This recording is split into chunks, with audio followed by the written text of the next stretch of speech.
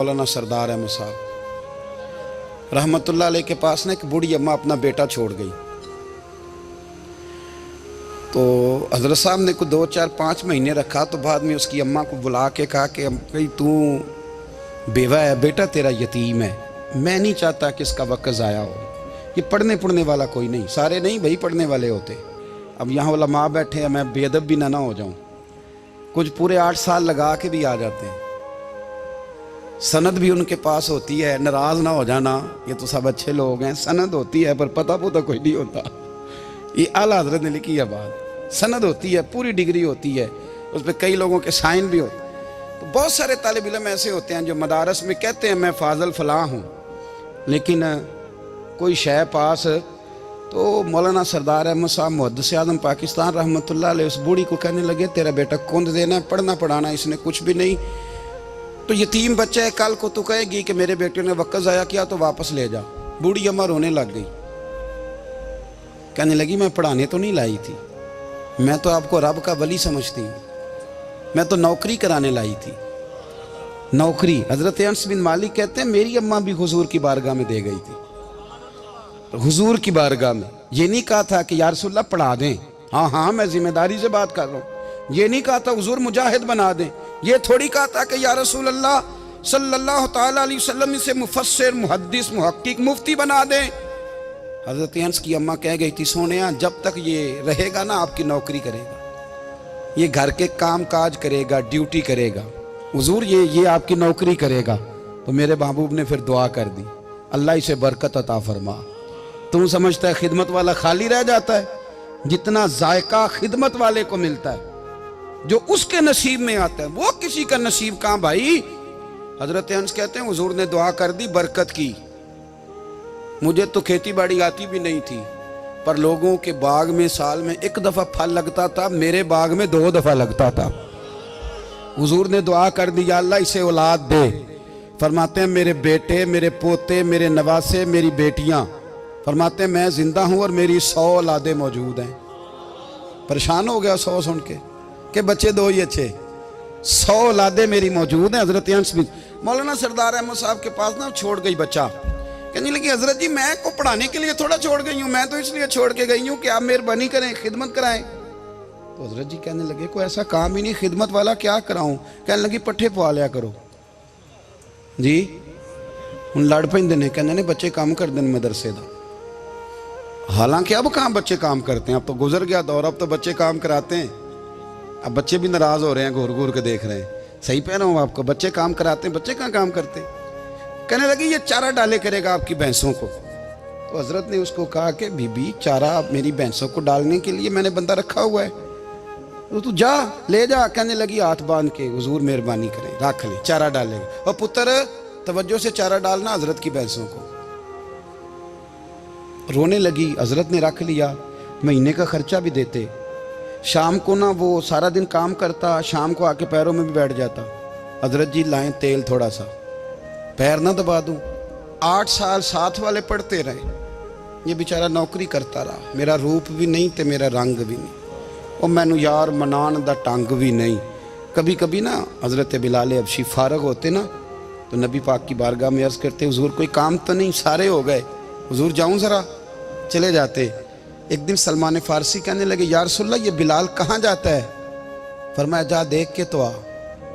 हजरत सलमान वापस आए तो आके रोने लगे, कहने लगे सोनिया जब यहाँ से जाता है ना तो जाके सैयदा फातिमा की चक्की पीसनी शुरू कर देता, बीबी साहबा के काम करने लगता है, घर में जाके स्नैन की ड्यूटी करता है, वहाँ भी काम यहाँ भी काम।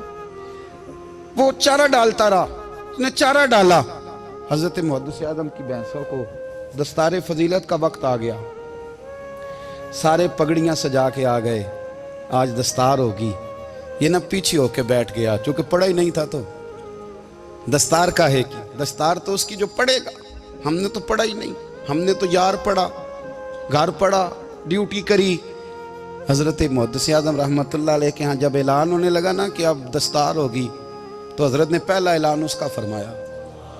तो मजा वाला बंदा कपड़े भी कदी कदी बदल दे ना, वो कहता है जिस हाल में भी था मैं पलट के देखने लगा कि पढ़ा पढ़ाया तो है, कोई शय नहीं।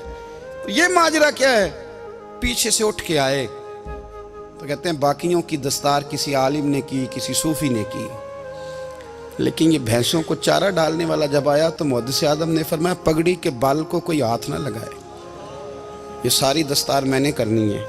और फरमाते हैं हजरत बाल भी देते जाते थे और आंसू भी बहाते जाते थे, माथा भी चूमते थे और फरमाते थे दस्तार के बाद चला तो नहीं जाएगा यार, मुझे तो इबादत भी नहीं रह गई, मुझे तो चाबियों को भी नहीं पता कौन सी कहाँ रहती है, जाएगा तो नहीं तू?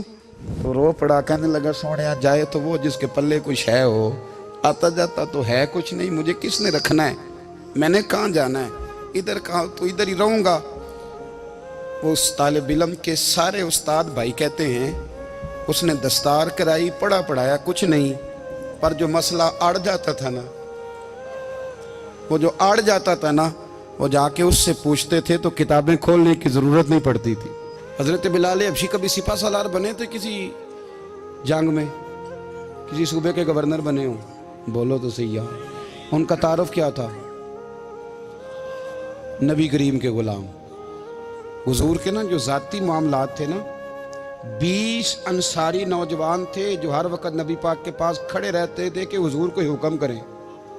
20 और 34 से लेकर 40 तक गुलाम हर वक्त हुजूर की बारगाह में रहते। हजरत बिलाल हुजूर के ज़ाती मामलात की खिदमत करते थे। कोई ऐसी वो जो तबलीग की या दावत की या जंग की या जिहाद की कोई ड्यूटी नहीं वो करते थे, ज़ाती खिदमत सरकार की।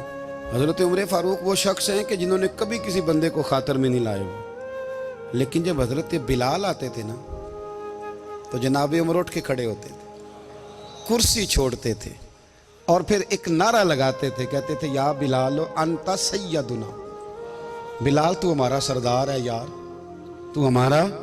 यानी इश्क का ज़ौक़ पूरा करना उन्हें भी आता था। इसलिए मेरा मशवरा है, मेरी राय है, और जो मेरा हुक्म मानने वाले हैं उनके लिए मेरा हुक्म है कि ज़ौक़ ना कभी भी ख़राब करना, कभी भी ना ज़ौक़ ना ख़राब करना, अपना लुत्फ़। मैंने कई दफ़ा, मैं पहली दफ़ा मदीना शरीफ हाज़िर हुआ तो एक बाबा जी मेरे आगे आगे थे, तो उनको ना धक्के मार रहा था। वो सामने खड़े होते हैं ना, अल्लाह खैर फरमाए, अपनी अपनी ड्यूटियाँ ना, उनकी भी एक ड्यूटी है ना जी। तो वो धक्के मार रहा था तो बाबा उसे कह रहा था तेरी खैर होवे पहरेदारा, रोजे दी जाली चुम लैन दे। उन्हें फिर धक्का मारिया तो फिर उन्हें कहता तेरी खैर होवे पहरेदारा। मैंने, वो बिल्कुल अनपढ़ बाबा जी थे, पर मुझे उन्होंने बहुत बड़ी बात समझा दी, मैंने उनसे बड़ा सीखा, मिंबर पे जिक्र कर रहा हूँ। वो तीसरी दफा फिर धक्का मारा, तेरी खैर होवे पहरेदारा, रोजे दी जाली। तो बाबा जी बाहर निकल आए तो मैं भी पीछे निकल आया। तो मैंने कहा बाबा जी यहाँ कुछ इन्होंने बांग्लादेशी और हिंदुस्तानी भी रखे हुए हैं, पर ये तो अरबी था खालस, उन्होंने कदों थोड़ी भी समझ आती सी, तुसी पंजाबी का शेर सुनाई जा रहे हो।